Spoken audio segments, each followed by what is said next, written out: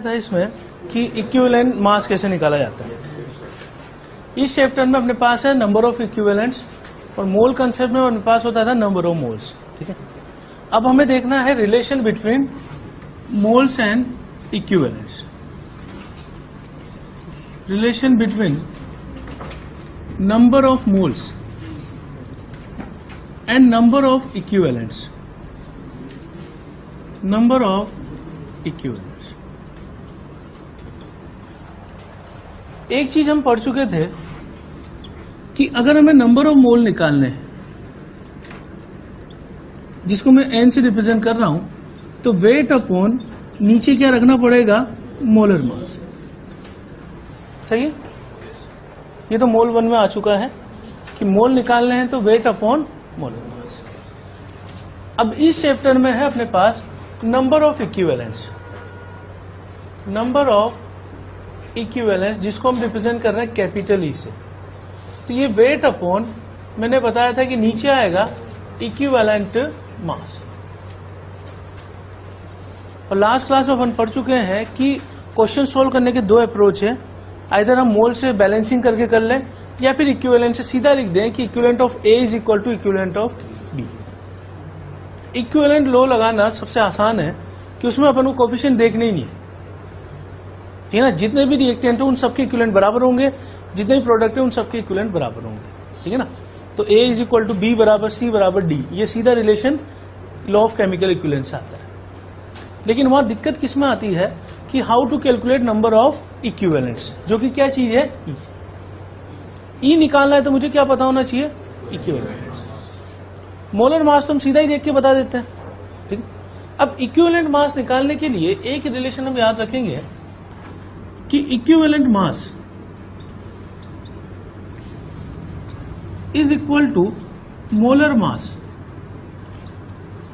Upon, अब यहां मैं लिख रहा हूं n, या फिर मैं इसको ऐसे लिख सकता हूं मोलर मास अपॉन VF, मैं यहाँ VF भी यूज कर सकता हूं। n को जो है कई बुक्स में इसको लिखा होता है n फैक्टर, और इसी n को मैं लिख रहा हूं VF यानी वैलेंसी फैक्टर।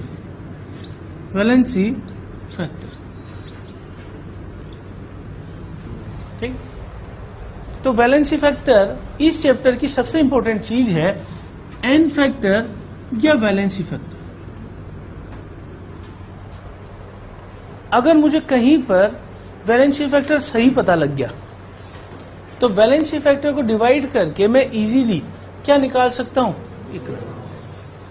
मोलर मास तो मुझे पता होता है हर कंपाउंड का, और एग्जाम में भी दिया होता है। जेईई के एग्जाम में मोलर मास आपको याद करने की जरूरत नहीं है, वो सब एलिमेंट का दे देता है। तो मोलर मास अगर मुझे पता है तो एक चीज मुझे इस चैप्टर में कैलकुलेट करनी पड़ेगी। ये इस चैप्टर की सबसे इंपॉर्टेंट चीज है, how to calculate valency factor. ये पता लगते ही मुझे किसके बारे में पता लग जाएगा, ठीक। तो हम आगे ये देखेंगे कि how to calculate valency factor. अगर मान लो मुझे वैलेंसी फैक्टर पता लग गया है तो मुझे इक्विवेलेंट मास पता लग जाएगा। मैं रिलेशन देख रहा हूं कि नंबर ऑफ इक्विवेलेंट हमने क्या लिखा है, E बराबर क्या लिखा है, W upon equivalent mass. Short में लिख रहा हूं, this is equivalent mass and this is molar mass. तो मैं इक्विवेलेंट मास की जगह क्या लिख सकता हूं, W upon molar mass upon valency factor. ये चीज क्या हो जाएगी, valency factor into weight upon molar mass n। तो E is equal to n into valency factor. इसका मतलब है नंबर ऑफ इक्विवेलेंट्स अगर निकालने हैं तो valency factor into number of मोल। आप कौन कौन से फार्मूले याद रखोगे, एक तो ये हो गया E is equal to valency factor into mole, और एक हो गया ये वाला कि EM is equal to molar mass upon valency factor, या मैं शॉर्ट में इसको n फैक्टर भी लिख सकता हूं। एक ही बात है, मैं इसको वैलेंसी फैक्टर बोलता हूं, ठीक है ना, प्रैक्टिस में, क्योंकि कई बार क्या होता है किसी क्वेश्चन में n आ जाता है अननोन, तो n लिखने पर बच्चा कंफ्यूज हो सकता है, इसलिए मैं उसको n फैक्टर ना लिख के वैलेंसी फैक्टर लिखता हूं, ठीक है ना। तो ये n फैक्टर ही है, ये चीज दिमाग में। तो याद मुझे क्या करना है, एक तो ये वाला रिलेशन। इक्विवेलेंट कंसेप्ट चैप्टर में मुझे किस चीज की जरूरत पड़ेगी, नंबर ऑफ इक्विवेलेंट्स की। मैं क्या करूं, सिंपली नंबर ऑफ मोल निकाल लूं और नंबर ऑफ मोल निकाल के उसको किससे मल्टीप्लाई कर दूं, मेरे पास डायरेक्ट क्या आ जाएंगे, समझिए बात। तो इसका मतलब इक्विवेलेंट्स निकालने के लिए मुझे किस चीज की जरूरत पड़ने वाली है, बैलेंस, जो कि हम देखते हैं how to calculate this thing. ठीक, यहां दो रिलेशन याद करने हैं, एक तो ये वाला और एक ये वाला। Equivalent mass is equal to molar mass upon balance mass. Note कीजिए, बिटवीन रिलेशन बिटवीन मोलारिटी, जिसको हम रिप्रेजेंट करते हैं कैपिटल एम से, एंड नॉर्मलिटी, जिसे हम रिप्रेजेंट करते हैं कैपिटल एन से। मोलारिटी की डेफिनेशन क्या होती है, मोल में आता है ये number of moles of solute, number of moles of solute upon volume of solution, किसमें होना चाहिए, इन लीटर। सही है, रिप्रेजेंट कर दूं capital M is equal to small n upon capital, इसीलिए मैंने एन की जगह वैलेंसी फैक्टर लिखा है, क्योंकि एन का मतलब अपन मोल वन में क्या लेते थे, नंबर ऑफ मोल्स, और वैलेंसी फैक्टर को अगर मैं एन फैक्टर लिखूंगा तो दो एन आ जाएंगे एक साथ, जो कि कंफ्यूजन क्रिएट करेंगे, है ना। तो इसलिए मैंने उसको एन फैक्टर को वैलेंसी फैक्टर लिखना चालू किया। Molarity is equal to mole divide by volume, ये सबको याद होगा। अब नॉर्मलिटी की डेफिनेशन आई है, नॉर्मलिटी बराबर मोलारिटी कहलाती है मोल्स ऑफ सोल्यूट पर लीटर ऑफ सॉल्यूशन। मोलारिटी क्या है, मोल्स ऑफ सोल्यूट पर लीटर ऑफ सॉल्यूशन, और नॉर्मलिटी है number of equivalents of solute पर लीटर ऑफ सॉल्यूशन। फर्क क्या है दोनों में, मोलारिटी में मोल आते हैं, नॉर्मलिटी में इक्विवेलेंट्स। समझ में आ रहा, तो याद करना आसान है एकदम, ठीक है ना।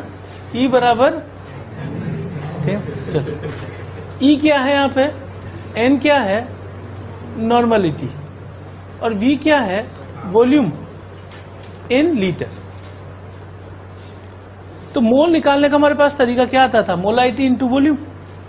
तो इक्विवेलेंट निकालने का तरीका हो गया हमारे पास ये वाला। तो ये तो आसानी से याद कर सकते हो, ई एन वी है ना, बिहारी भाषा में बोले हैं तो ई का है, ई एन वी है ना। तो E is equal to n V, और यहां पे नॉर्मलिटी को अपन ने लिखा है ई अपॉन वी। ई को अपन ने थोड़ी देर पहले एक रिलेशन में लिखा है वैलेंसी फैक्टर इनटू मोल,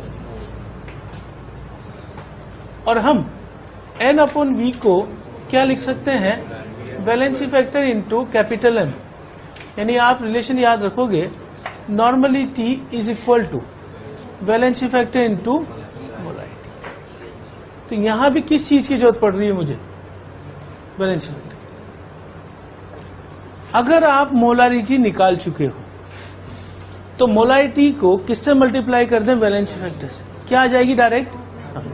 तो हम अलग से नॉर्मलिटी कैलकुलेट नहीं करेंगे, ठीक है ना, हम मोलारिटी कैलकुलेट करेंगे और उसे मल्टीप्लाई करके सीधा नॉर्मलिटी देंगे।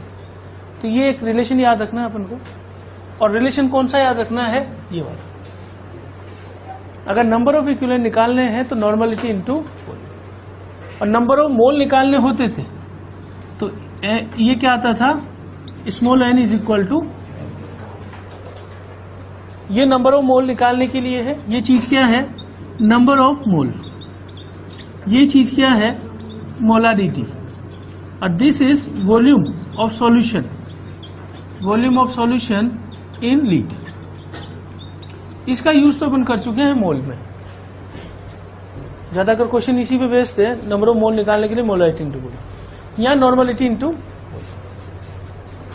क्या चीज आ जाएगी, नंबर ऑफ इक्विवेलेंट्स। और यहां मोलारिटी इंटू वैलेंसी वेक्टर बराबर। तो जो अब तक 4 फार्मूले आए हैं ये दिमाग में रखें। Equivalent mass is equal to molar mass upon valency vector, number of equivalent बराबर वैलेंसी वेक्टर इंटू मोल, ठीक है। नंबर ऑफ इक्विवेलेंट बराबर एनवी और normality is equal to valency vector into. इस पूरे चैप्टर में यही फार्मूले यूज होने वाले हैं, ठीक। तो अब सबसे इंपॉर्टेंट चीज क्या निकल के आ रही है कि अगर मेरे पास ये है और ये निकालना है तो क्या चीज चाहिए। तो अगला सेगमेंट हम डील करेंगे how to calculate valency factor. Note कीजिए सर, वैलेंसी फैक्टर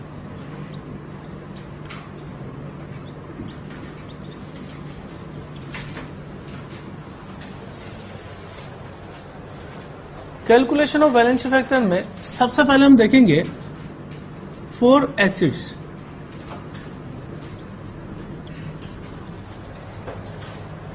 एसिड हम किसको बोलते हैं, जो H+ दे सकता है, ठीक है। तो 4 acid valency factor is equal to number of H+ ions given by acid, given by acid.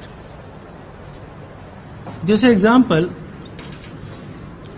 HCl कितने H+ दे सकता है, 1। इसका मतलब इसका वैलेंसी फैक्टर क्या हो जाएगा, H2SO4 कितने H+ दे सकता है, 2। इसका मतलब इसका वैलेंसी फैक्टर 2। H3PO4 कितने H+ दे सकता है, 3H+, तो इसका वैलेंसी फैक्टर हो जाएगा।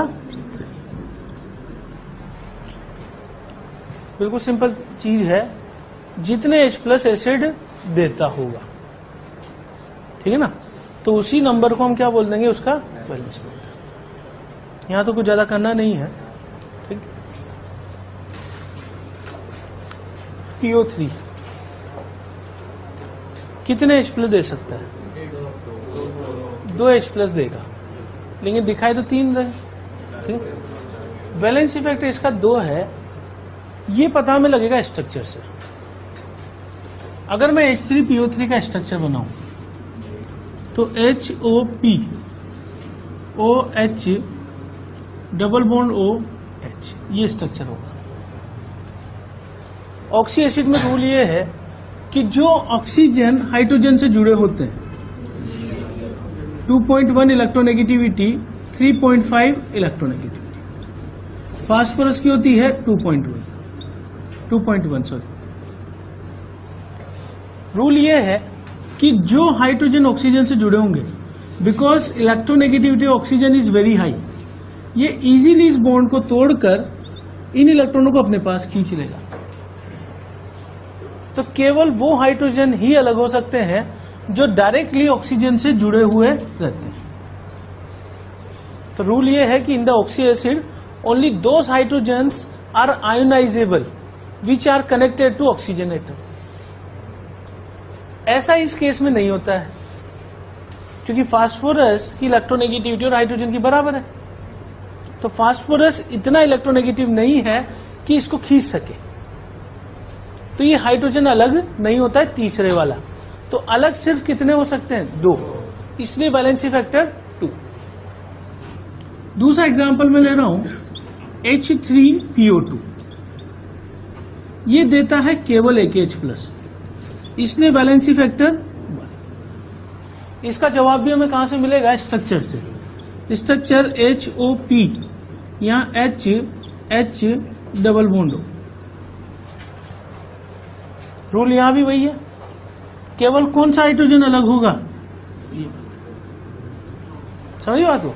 और वो कौन से वाले हैं जो सीधे किससे जुड़े हों, ऑक्सीजन से, ठीक। और यहां पे ये हाइड्रोजन केवल H3PO4 का स्ट्रक्चर अगर आप देखो तो वो है HOPOH, यहां OH और डबल बॉन्ड। तो जो हाइड्रोजन ऑक्सीजन से जुड़े हुए 3 है, तो ये तीनों अलग हो जाए। ठीक है। एक बार जे ने बिल्कुल आसान क्वेश्चन पूछा था इस पे कि H3PO4 में अगर नॉर्मलिटी दे दी तो मोलारिटी कितनी है, तो वो तो अपन सीधा ही बोल सकते हैं कि यहाँ पे 3 दे सकता है, तो वैलेंसी फैक्टर इसमें कितना है, और वैलेंसी फैक्टर पता होते ही आप ये लिख सकते हो ना, normality is equal to 3 into, तो अगर मैं नॉर्मलिटी दे दूं तो मोलारिटी निकाल सकते हो, और मोलारिटी दे दूं तो नॉर्मलिटी निकाल सकते हो। एसिड में इस तरीके से अपन वैलेंसी फैक्टर कैलकुलेशन करते हैं जितने H+ वो दे रहा है। ठीक। अब इक्विवेलेंट कंसेप्ट में एक लाइन बहुत इंपॉर्टेंट है इस चैप्टर में, वो आपको हमेशा ध्यान रखनी है। लाइन ये है कि molar mass is fixed, molar mass is fixed but equivalent mass is not fixed. Equivalent mass is not fixed. It depends on reaction. ये इस चैप्टर की सबसे इंपॉर्टेंट लाइन है। मोलर मास के लिए तो मैं कह सकता हूं कि H2SO4 का 98 होता है, लेकिन मैं कभी भी ये दावे के साथ नहीं कह सकता कि उसका इक्विवेलेंट मास कितना है। वो वेरिएबल चीज है, और वो हमेशा किस पे डिपेंड करेगी, रिएक्शन। कैसे डिपेंड करेगी वो अभी बताता हूं। ये यहां पे आप और 2H+ दे सकता है, तो हमने उसका वैलेंसी फैक्टर बोल दिया 2। लेकिन अगर मान लो किसी रिएक्शन में H2SO4 केवल एक H+ दे रहा होगा, तो ये एक H+ देगा, तो वैलेंसी फैक्टर यहां कितना लूंगा मैं। इक्विवेलेंट मास का क्या डेफिनेशन है, molar mass upon valency factor. अगर किसी रिएक्शन में H2SO4 दे रहा होगा 2H+, SO4 -2, तो मैं यहां वैलेंसी फैक्टर ले सकता हूं, तो इसका इक्विवेलेंट मास यहां पर 98/2, यानी कंक्लूजन ये है कि आप ये रटोगे नहीं कि H2SO4 का इक्विवेलेंट मास 49 होता है या 98 होता है। वो प्योरली हम किसे देख के बोलेंगे, रिएक्शन। जैसे रिएक्शन का एग्जांपल लिख रहा हूं मैं, H2SO4 प्लस NaOH मिलकर बना रहे हैं NaHSO4 प्लस वाटर। मुझसे पूछा जाए H2SO4 का वैलेंसी फैक्टर यहां क्या होगा, बोलो 1 क्यों है, क्योंकि ये कन्वर्ट हो रहा है इसमें, तो एक हाइड्रोजन तो ये कैरी फॉरवर्ड कर रहा है ना।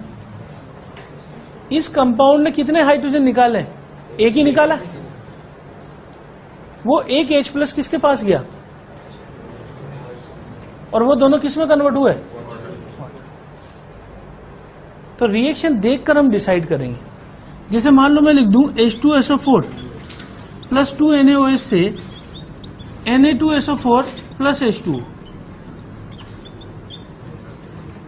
तो वैलेंसी फैक्टर यहां कितना हो जाएगा, क्योंकि इससे इसमें कन्वर्ट हुआ तो इसने दोनों H+ छोड़ दिए। बोलो ठीक है ना। या फिर शॉर्ट में अगर यहां कंफ्यूजन हो रहा है किसी को, तो वो क्या लिख दे कि H2SO4 किस में कन्वर्ट हुआ, SO4 -2 में। कहां से आया, तो सारे H+ निकाल दिए ना इसने। ठीक, तो इस तरीके से अपन वैलेंसी फैक्टर कैलकुलेशन करेंगे एसिड के लिए। अगर मैं रिएक्शन इसमें लिखूं कि H3PO4 is being converted into Na3PO4, H3PO4 being converted into Na2HPO4 और H3PO4 converted into NaH2PO4। तो अब आप यहां ये बता सकते हो कि इसका वैलेंसी फैक्टर यहां कितना होगा, क्योंकि तीनों H+ दे दिए। यहां वैलेंसी फैक्टर क्योंकि 2 H+ दे दिए, और यहां वैलेंसी फैक्टर 1 क्योंकि एक H+ दे दिया। तो प्रोडक्ट देख के आप डिसाइड कर सकते हो कि कितने H प्लस उसने दिए कंपाउंड में, जितने H प्लस दिए होंगे वही क्या हो जाएगा उसका वैलेंसी फैक्टर। ये बहुत सिंपल चीज है, यहां तक बच्चों को दिक्कत नहीं आएगी कभी वैलेंसी फैक्टर कैलकुलेट करना। दूसरा हम कर रहे हैं, मैंने हेडिंग में ए डाला था, केस फर्स्ट डाला था, बी हम ले रहे हैं वैलेंसी फैक्टर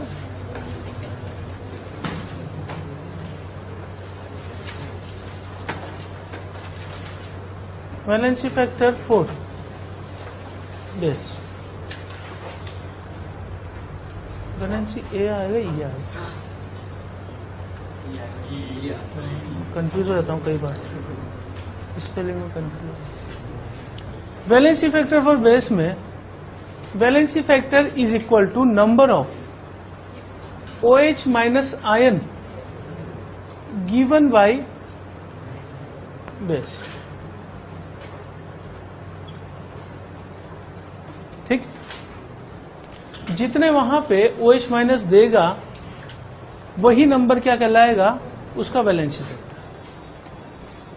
जैसे फॉर द एग्जाम्पल अगर मैं NaOH की बात करूं तो कितने OH माइनस दे सकता है 1, तो इसका वैलेंसी फैक्टर 1। मैं बात करूं BaOH होल ट्वाइस की तो ये दे सकता है 2 OH माइनस, तो इसका वैलेंसी फैक्टर। हम ले इसमें FeOH होल थ्राइस तो ये दे सकता है 3 OH माइनस, तो वैलेंसी फैक्टर इसका। अभी बताइए क्या ये वैलेंसी फैक्टर हमेशा फिक्स है?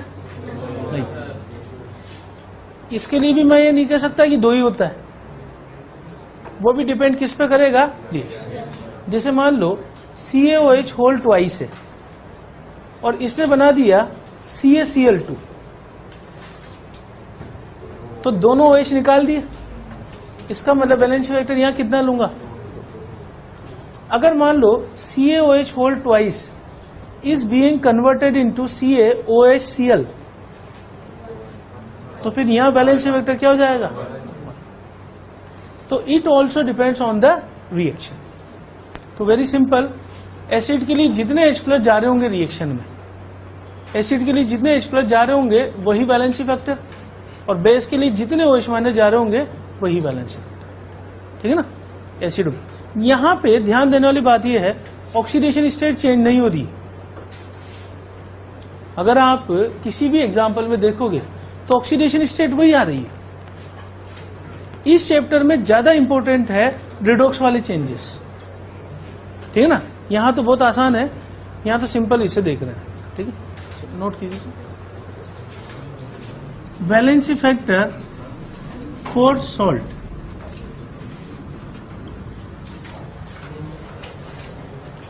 सॉल्ट के लिए रूल ये है कि valency factor is equal to total positive charge on cations या फिर और total negative charge on anions. और मैं यहां पे ये मोड का साइन लगा रहा हूं क्योंकि रूल ये है कि valency factor is always positive, is always positive. अगर आपने कहीं पर वैलेंसी फैक्टर निकाल लिया है और नेगेटिव आ रहा है तो आप उसका मोड लगा के पॉजिटिव में ही उसे वैल्यू को लिखोगे, क्योंकि वैलेंसी फैक्टर कभी भी अपन नेगेटिव नहीं लेते। तो ये बात समझ आ गई है, ये ऑलवेज पॉजिटिव है, इसलिए मैंने यहां मोड लगा दिया। हमें करना क्या है सॉल्ट के केस में, या तो टोटल पॉजिटिव चार्ज कैलकुलेट करना है या टोटल नेगेटिव चार्ज कैलकुलेट करना है, या तो सारे कैटायन का चार्ज कैलकुलेट करना है या सारे एनायन का चार्ज कैलकुलेट करना है। मैं एग्जांपल ले रहा हूं, NaCl कैसे टूटेगा, Na प्लस Cl। मुझसे पूछा जाए NaCl का वैलेंसी फैक्टर क्या है, 1। कैसे निकाला अपन ने, या तो पॉजिटिव चार्ज देख लें या फिर नेगेटिव चार्ज। मैंने लिया MgSO4, ये किस में जाएगा, Mg+2 और SO4 -2। तो वैलेंसी फैक्टर कितना हो गया, ठीक। हम इसमें ले लें MgCl2,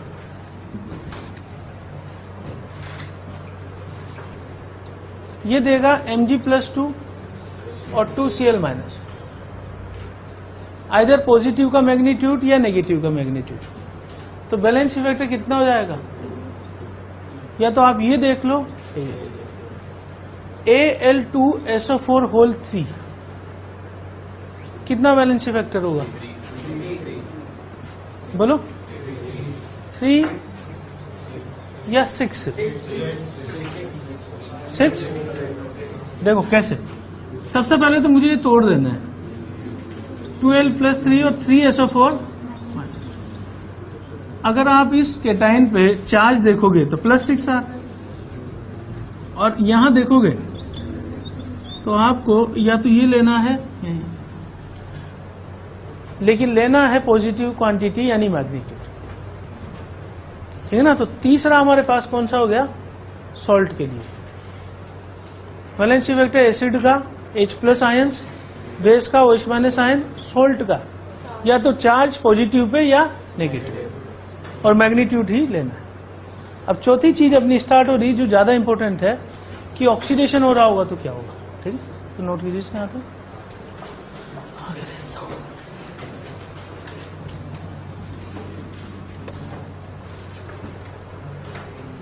valency factor for only oxidation और ओनली रिडक्शन, यानी कि जिस रिएक्शन के लिए मैं निकालना चाह रहा हूं वहां पे या तो केवल ऑक्सीडेशन ही होता हो सब एटम का, या केवल रिडक्शन ही होता हो। हम इसके बाद वाला केस भी पढ़ेंगे जिसमें ऑक्सीडेशन भी होता हो रिडक्शन भी होता हो। अभी केवल ऑक्सीडेशन या केवल रिडक्शन आइडेंटिफाई करना है। तो रूल इसके लिए है कि valency factor is equal to total change in oxidation number in all atoms, in all atoms. कहने का मतलब क्या है ये समझ रहे हैं। सिंपल एग्जांपल से स्टार्ट कर रहा हूं मैं। आयरन +2 चला गया आयरन +3, तो वैलेंसी फैक्टर इसका क्या हो जाएगा, एक का चेंज दिखाई दे रहा है साफ, तो ये 1। अच्छा, दूसरी बात, अगर कोई रिएक्शन दे रखी है तो वैलेंसी फैक्टर पूरी रिएक्शन का नहीं डिफाइन होता है। वैलेंसी फैक्टर हमेशा पर्टिकुलर कंपाउंड का डिफाइन होता है, जिसे मैंने ये निकाल लिया। अगर सपोज करो मैं इसका वैलेंसी फैक्टर निकालना चाहता तो मैं इसको रिएक्टेंट मान लेता, इसको प्रोडक्ट मान लेता, यानी +3 से कहां जा रहा है, तो इसका भी वैलेंसी फैक्टर क्या होता, लेकिन नेगेटिव तो कभी नहीं आएगा, ये मैं बोल चुका हूं। Valency factor is always positive, ठीक। ऐसा एग्जांपल ले रहे हैं अपन। मैंने एग्जांपल लिया Sn+2 से Sn+4, वैलेंसी फैक्टर साफ दिखाई दे रहा है, चेंज इन ऑक्सीडेशन स्टेट और उसका मैग्नीट्यूड।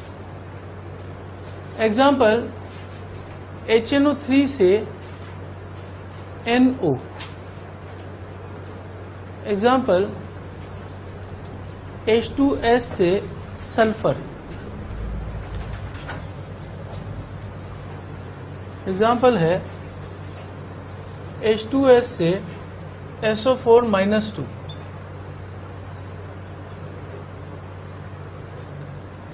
एग्जांपल यहां से अपन ले सकते हैं P4 से, या इसको बाद में लेते हैं, पहले सिंपल एग्जांपल लेते हैं।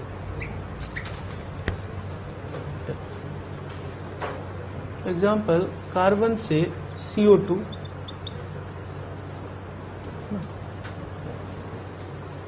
चलिए सबसे पहला ये स्टार्ट कर रहा हूं मैं। अब यहां पे अपनी वो चीज काम आएगी जो हमने चैप्टर के शुरू में पढ़ी है कि how to calculate oxidation number. अगर वो आपको अच्छे तरीके से आता है, ये +5 ये, तो वैलेंसी वेक्टर क्या हो गया इसका, चेंज आपको दिखाई दे रहा है 3 का। यहां सल्फर कौन सी स्टेट में, यहां सल्फर, तो वैलेंसी वेक्टर इसका -2 से 0 में चेंज, सही है। यहां सल्फर कौन सी स्टेट में है, यहां सल्फर, वैलेंसी फैक्टर 8। अब बच्चा ये न कर दे कि 2 और 6 दिखाई दे रहे हैं तो 4 है, सर ने बोला मैग्नीट्यूड, है ना, तो ये ना कर दे कि मैग्नीट्यूड यहीं पे लेना स्टार्ट कर दे, ठीक है। यहां तो अपन चेंज देखेंगे कितना हो रहा है, ठीक है ना, यानी इट इज इक्वल टू, ऐसे लिख दो -2 +6 और फिर इसका मोड लगा दो ताकि गलती ना हो अपने से, ठीक है ना। वरना क्या होता है, कई बार बच्चा ज्यादा दिमाग लगा लेता है तो भी गलत करके आता है क्वेश्चन। कार्बन अकेला 0 +4, तो वैलेंसी फैक्टर इसका, ये हमने सारे केस वो देखे हैं जब केवल एक एटम का ही ऑक्सीडेशन या रिडक्शन होता हो। अगर एक से ज्यादा एटम होंगे तो क्या करेंगे, तो वो लाइन एक शुरू में लिखी हुई है total change in oxidation state. अगर मान लो एक से ज्यादा एटम होंगे तो सब में चेंज कैलकुलेट करेंगे और उसका सम कर देंगे, ठीक है ना। अगर एक से ज्यादा होंगे तो सब में चेंज कैलकुलेट करके उसका सम कर देना है। ये आगे देखते हैं, यहां तक नोट करें। किस इक्विवेलेंट कंसेप्ट चैप्टर में एक बहुत बड़ी दिक्कत आती है कि यहां पे कुछ रिएक्शन आपको याद करनी पड़ेगी। मतलब फॉर द एग्जांपल मैं इसकी लिमिटेशन बता देता हूं आपको। जब हम मोल कंसेप्ट पढ़ते हैं तो मोल कंसेप्ट में क्वेश्चन सोल्व करने के लिए हमें एक चीज पता होनी चाहिए। अगर मान लो मैंने बोल दिया कि KClO3 से बन रहा है KCl + O2, मैंने बोल दिया 2 मोल, इससे कितना ऑक्सीजन मिलेगा, कर सकते हो सोल्व। पहला काम क्या है, बैलेंसिंग। दूसरा काम मोल मोल एनालिसिस, सोल्व कर लेते हो। उसी मोल के क्वेश्चन को मैं तब बना सकता हूं कि अगर मैं सिर्फ ये ना दूं, क्वेश्चन में भी बोलूं how many moles of product are obtain by heating 2 mole of KClO3, तो कुछ बच्चे ऐसे होंगे जिनको ये नहीं पता होगा कि गर्म करने पे इसका क्या होगा। थोड़ा सा और कॉम्प्लिकेटेड कर दूं, अगर मैं बोल दूं कि NH4CONH2 2 मोल को गर्म करेंगे तो कितने मोल गैस बनेगी, बता सकते हैं। जब तक रिएक्शन याद नहीं है हम नहीं कर सकते। यानी कि मोल का क्वेश्चन बहुत टफ बनाया जा सकता है अगर बच्चे को रिएक्शन याद नहीं है तो। और रिएक्शन पार्ट आपकी इनऑर्गेनिक केमिस्ट्री का पार्ट है। जब पूरी इनऑर्गेनिक अपन पढ़ लेते हैं तो उसमें रिएक्शंस आ जाती है, वहां हमें याद करनी होती है। तो ऐसा नहीं है कि मोल अगर आपको आ गया है लगाना तो आप मोल का हर क्वेश्चन कर लोगे कि अब कोई भी दे दो मुझे। अगर मैं इनऑर्गेनिक की एक रिएक्शन डाल दूं टफ सी छांट के तो फिर आप वहीं पे अटक जाओगे। ऑक्सीडेशन नंबर का मैंने एक एग्जांपल बताया था आपको, जेई में पूछा कि फास्फोरस + NaOH, ये बोला होगा मैंने आपको, नहीं?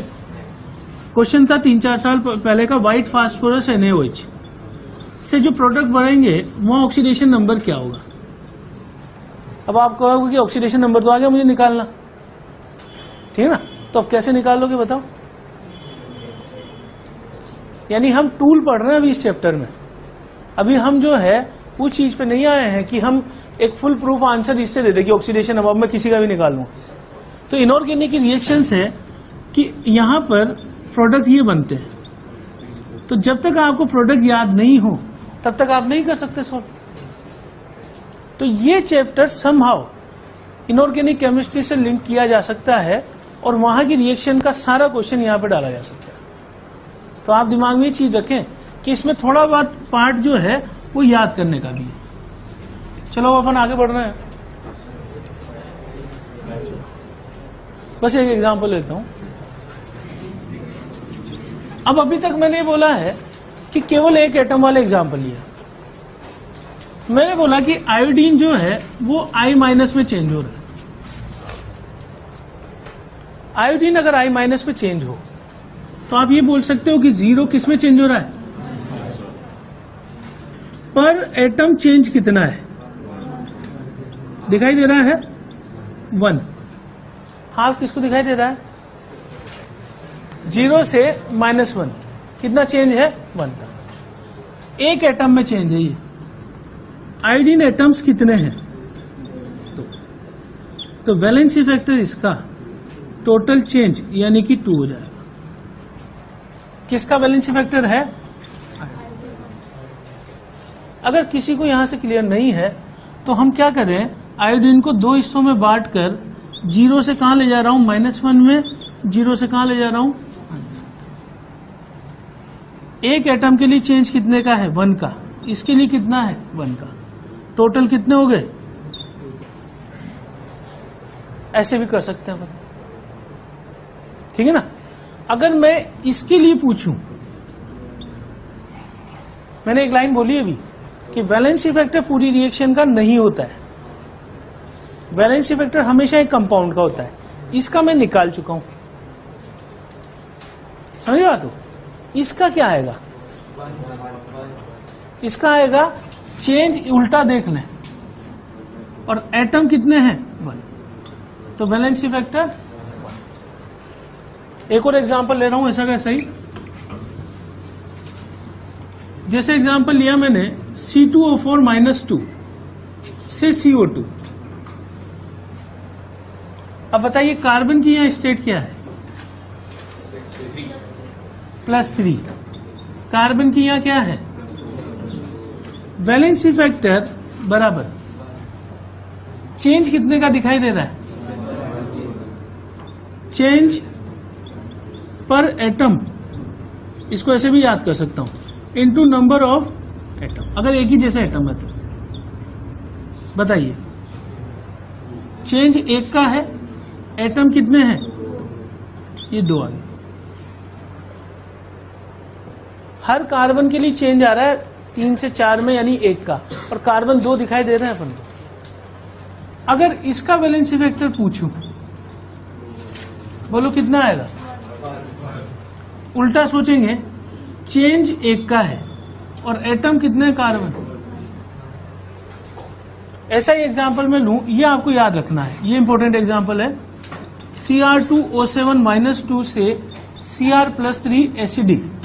जहां मैं स्टार लगा रहा हूं वो एग्जांपल आपको याद करने हैं। एसिडिक मीडियम में क्रोमियम कौन सी स्टेट में, प्लस, ये वैलेंसी फैक्टर बराबर कितने का चेंज दिखाई दे रहा है, 3 का चेंज है, और हर एटम में है क्रोमियम में, तो कितना हो गया। बिल्कुल आसान चीज है, क्रोमियम के 2 एटम हैं, हर एटम कहां से कहां चेंज हो रहा है, 6 से 3, तो हर एटम के लिए चेंज कितने का है, 3 का। हर एटम के लिए चेंज 3 का है और 2 एटम है, तो टोटल चेंज कितना हो गया। और इसके लिए वैलेंसी फैक्टर 3 इंटू,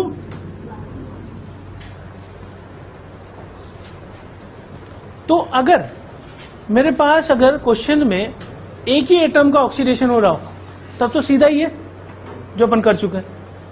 अगर एक ही एलिमेंट के एक से ज्यादा एटम पड़े हुए हैं तो मैं शॉर्ट में याद कर सकता हूं, चेंज पर एटम इंटू,